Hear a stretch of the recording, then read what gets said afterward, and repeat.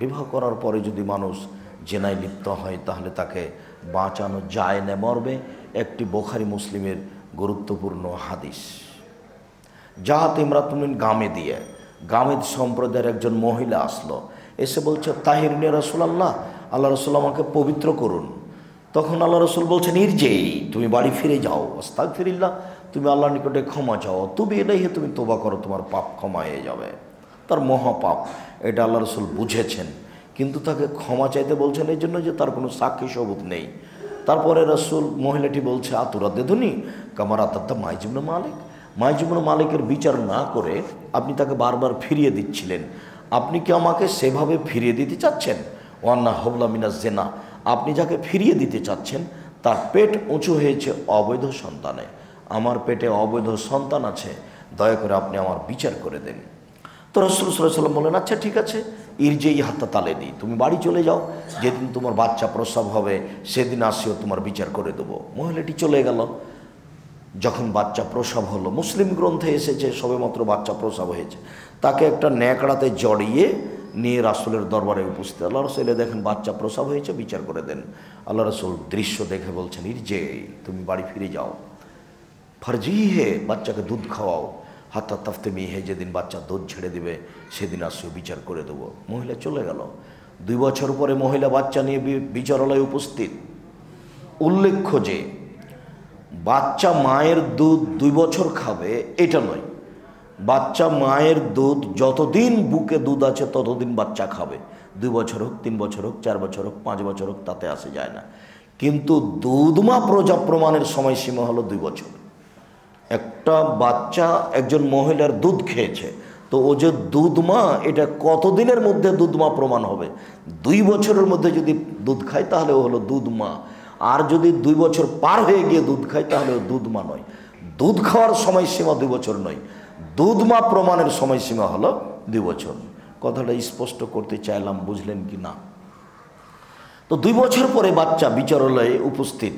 অফিয়াদিহি কেসরাত খুবজিন, এমত অবস্থায় বাচ্চার হাতে এক টুকরা রুটি রয়েছে। এই রুটি প্রমাণ করে বাচ্চা খাদ্য খেতে পারে, এখন দুধ না খেলেও বাঁচবে। ফা দাফাহু ইলা রাজুলিন মিনাল মুসলিমিনা, রাসূল সাল্লাল্লাহু আলাইহি ওয়াসাল্লাম বাচ্চাটাকে একজন মুসলমানের হাতে দিলেন। ফা মারাহা বিরাজমেহা, তারপর রাসূল সাল্লাল্লাহু আলাইহি ওয়াসাল্লাম তাকে রজম করার জন্য ইট ঢেল পাথর দিয়ে মারার জন্য আদেশ দিলেন। ও হুফিরা লাহু ইলা সাদরিহা, তাকে গর্ত বুক পর্যন্ত পুঁতে দেওয়ার জন্য একটা গর্ত খোঁড়া হলো। তার ব্যাপারে বললেন তোমরা গর্ত খুঁড়ে বুক পর্যন্ত মাটিতে পুঁতে দিয়ে ইট ঢেল পাথর মেরে তাকে দুনিয়া থেকে বিদায় করো।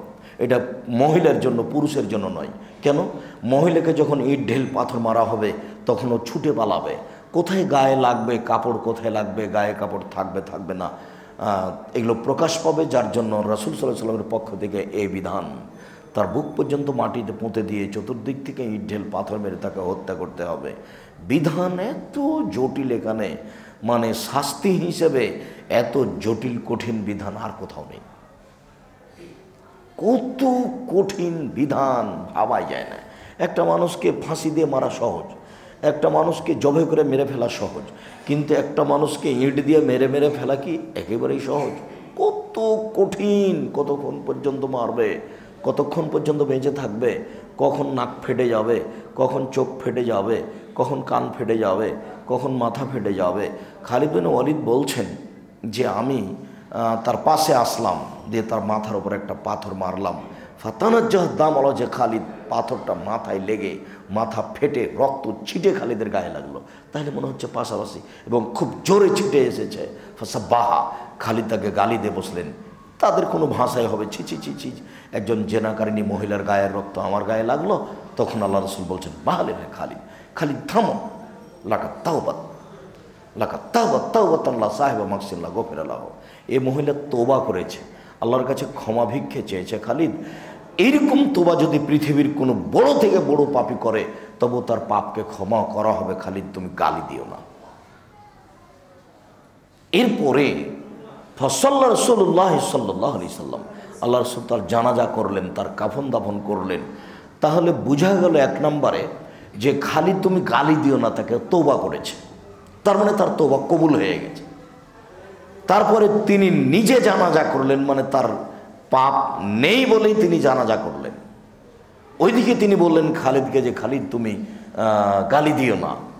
সব মিলে বোঝা যায় যে তার পাপ ক্ষমা হয়ে গেছে এবং মুহাম্মদ সাল্লাল্লাহু আলাইহি ওয়াসাল্লাম পৃথিবীতে সবচেয়ে বড় মানুষ, কিন্তু পাপ ক্ষমা হয়ে যাওয়ার পরেও তিনি এই ঘোষণা দিতে পারলেন না যে তোমার বিচার হবে না, যাও, তোমার পাপ ক্ষমা হয়ে গেছে, তুমি চলে যাও।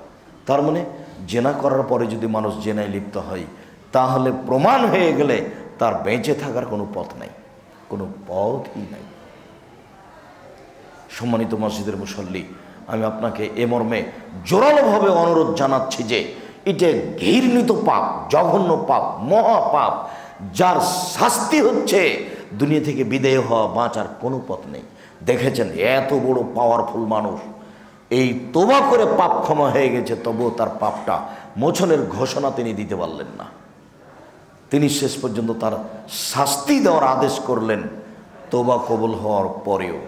সম্মানিত মসজিদের মুসল্লি, এটা একটা পাপ যার ফলাফল জাহান্নাম। আল্লাহ আমাদেরকে এই বিষয়ে সতর্ক সাবধান থেকে হেফাজতে থাকার তৌফিক দান করুক। আল্লাহুম্মা আমিন।